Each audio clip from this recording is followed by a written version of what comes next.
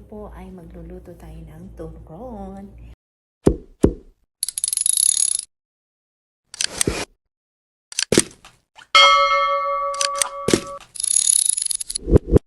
So, ito po, nag-slice na po tayo. Bakit ganyan? Yan.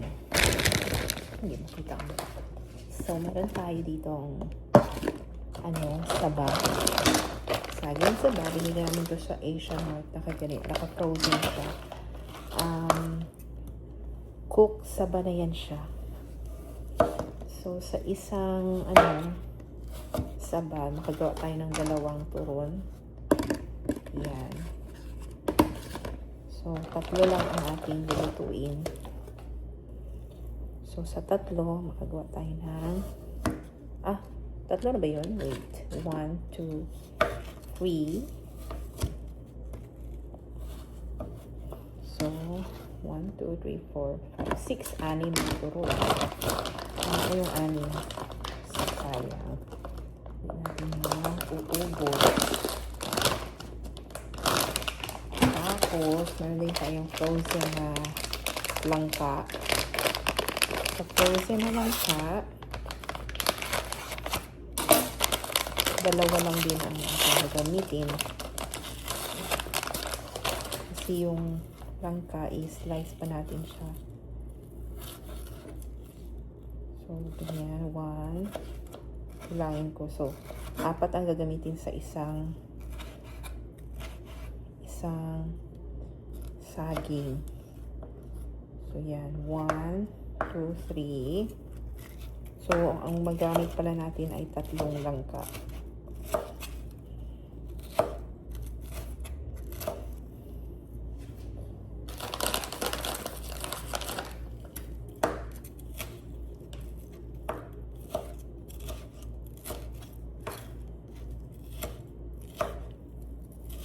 Yan. So, 3 langka yung magamit natin sa 6. Yan, tayo natira.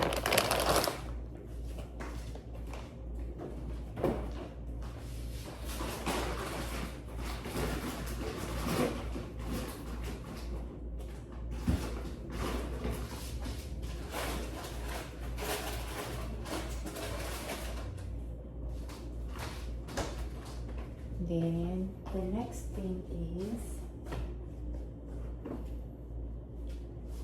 ito. Lalagyan natin ng sugar yung ating saba. I-coat natin siya ng sugar.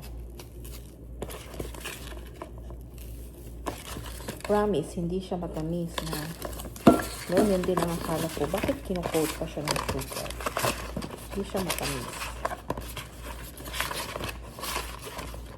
Makot lang talaga siya ng sugar.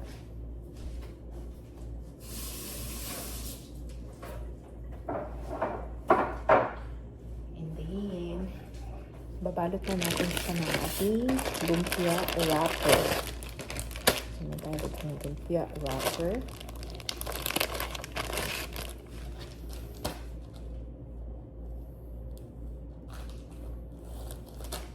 Okay, so pagbabalot naman, pa-diagonal. Tapos, ito ay hindi siya magkaharapan na ganyan. Dapat yung baliktad. Para mag-form siya ng pa-circular. Ewan ko bakit ganun. Yan. Pa-ganun siya. Kasi magiging square siya kung hindi mo ganunin.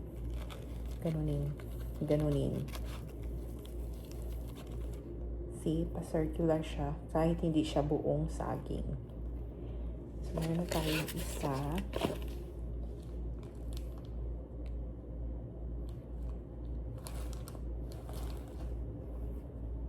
Next natin.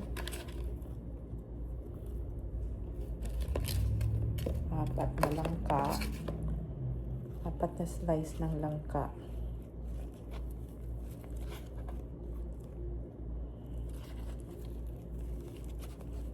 And roll natin.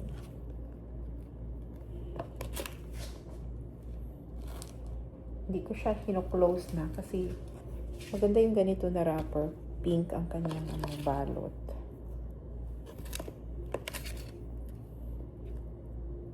Hindi siya madaling masira.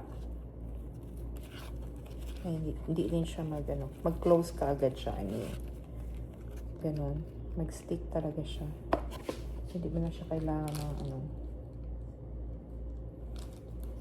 pang-lock. La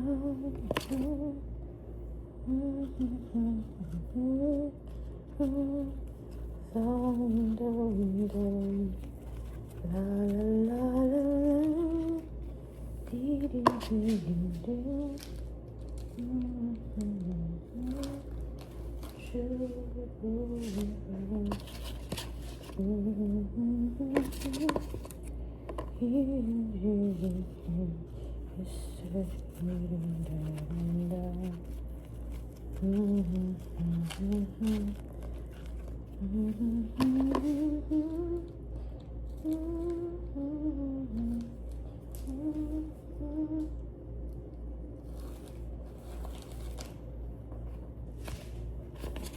ito na yung last natin na piece.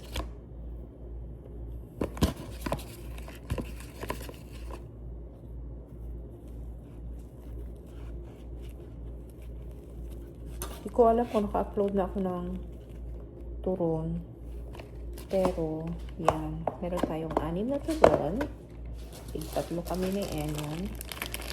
At ito naman ay ibabalik natin.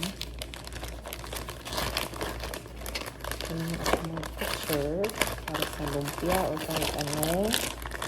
Tapos, meron tayong ziplock. Kasi kung ganun lang, mababasa siya. Masisira. Ganun. At i-freezer ulit.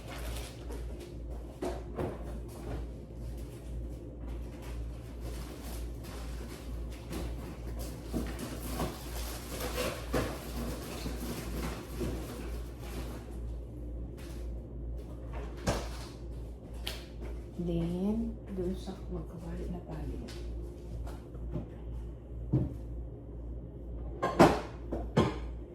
Yung kawali natin, lagyan natin ng mantika.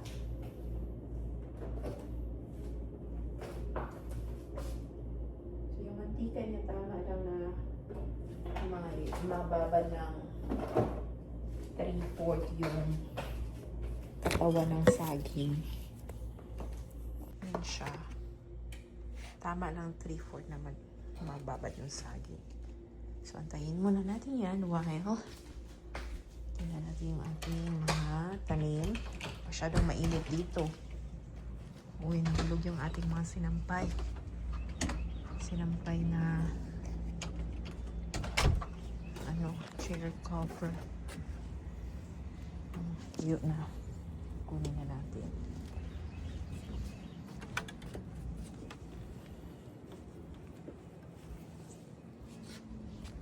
Meron tayo doon kamuti tops. Kamuti tops natin at tanglad.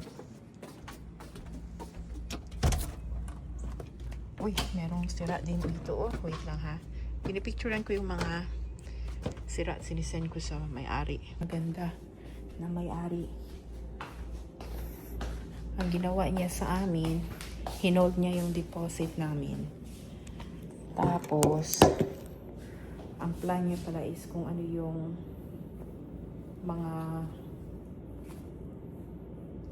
nasira, kahit konting lang, minor na sira, ay i-ano niya doon sa aming mga sa deposit.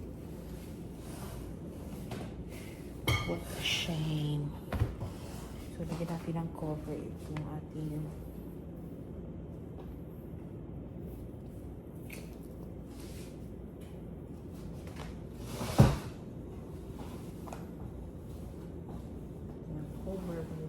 sa mantika na mainit.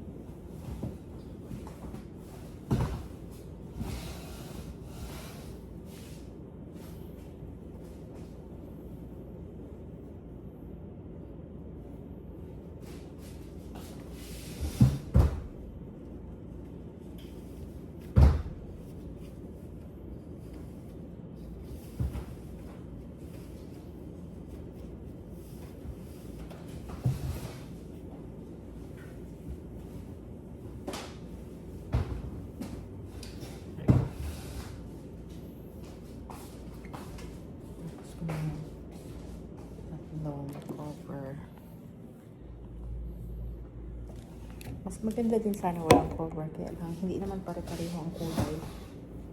May iba na mas, ano na siya, luma na ang cover. Ay, yung ito, upuan. Yung isa na yun, yellow na. So, para pantay-pantay sila, ay natin siya ng cover.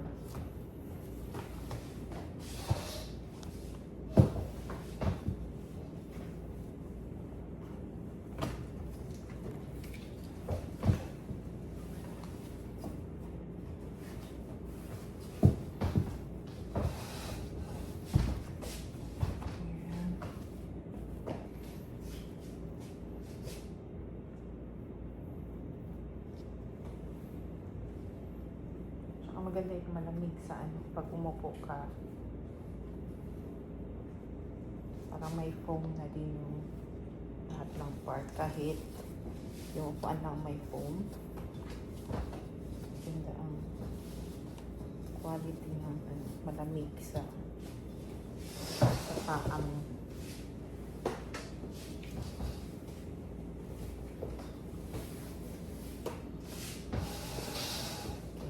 Last. Sana lang. Ito yung pinaka-yellow na upuan.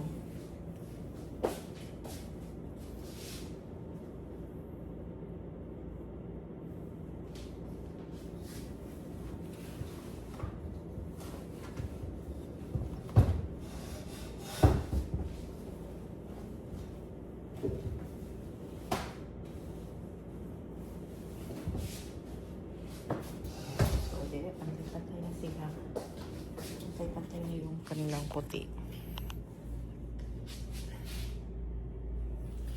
Yun siya. Ulit natin yung ating niluluto.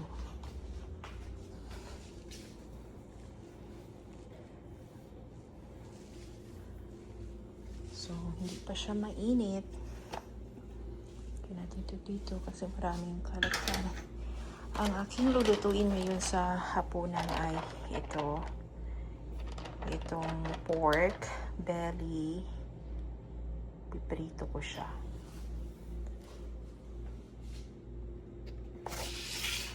Ito naman niluluto ko ay para kung gusto ni Eman kumain, meron siyang makain.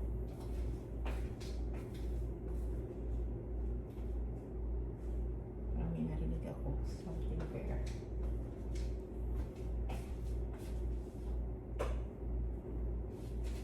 Hindi natin ang ilaw dito sa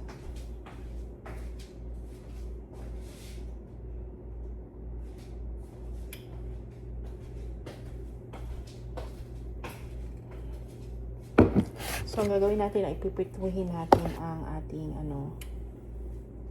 pipituhin natin itong saging para yung frozen na langka, frozen na saging, at saka ito mag-crunchy. Magluto siya. Kanina galing kami sa isang Asian Mart. First time namin pumunta doon. Ano siya? Asian and American store. Ang kanyang pangalan ng store niya. Name ng store. Yung may-ari noon ay galing ng Busan.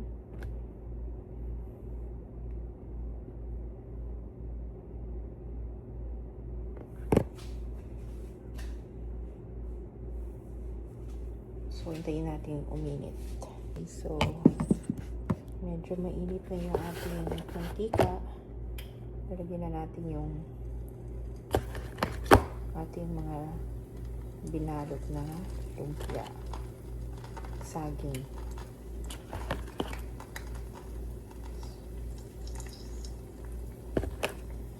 So, pasya lang yung anim dito na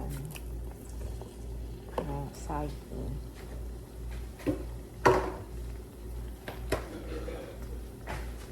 Ganyan siya. Ayan. So, prituhin mo na yan siya. Pag naluto na siya, lalagyan na natin ng taksan natin. Lagyan natin ng sukat para mag-caramelize.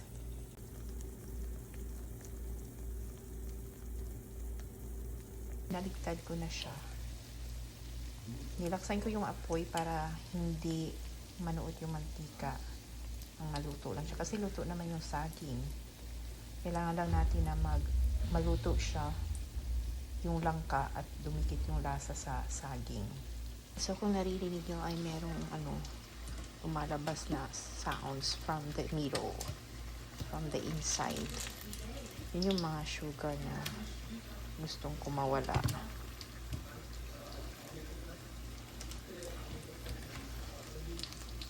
Yan, maganda yung pagka-brown. May part na nga na nasunog because of that sugar na kumawala.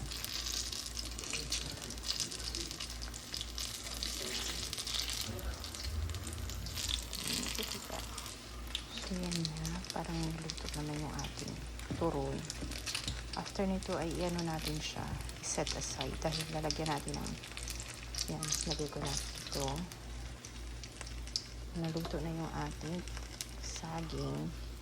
Lalagyan na natin ng mantika, ng sugar, white sugar, para hindi masyadong maitim na sugar. Kasi pag brown, iitim na talaga siya. So, lagyan natin ng sugar, yung ating mantika. That's it. Ganyan na. Then, hintayin natin siya mag-caramelize. By then, pwede na natin ilagay yung ating sugar. Pag medyo hindi pa siya brown, pwede nyo siyang ilagay para tumikit na yung sugar at saka naluluto na din yung ating maluluto pa ulit yung ating turon.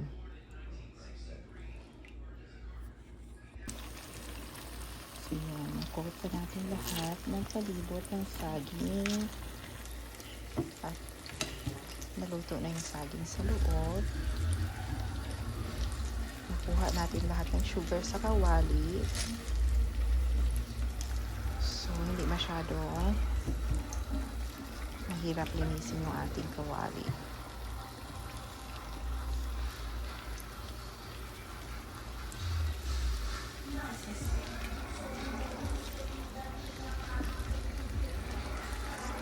Ganun lang. And then, ilalagay na natin siya sa plato.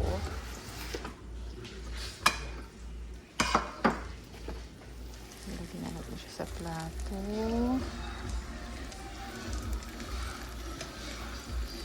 Yan talaga maiiwan sa kawali. Kaya okay lang yan. Pag nilagay mo siya sa plato, kailangan hiwalay sila kasi didikit yung bawat isa niyan.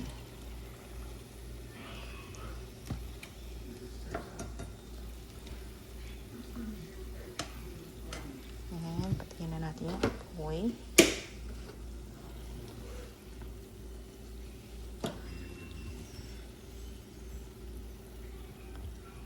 At tapos yung ating shoot. Tapos na yung ating turon. Pwede nyo din lagyan ng sesame seeds. Turon. Try ko mainit. Mainit nun.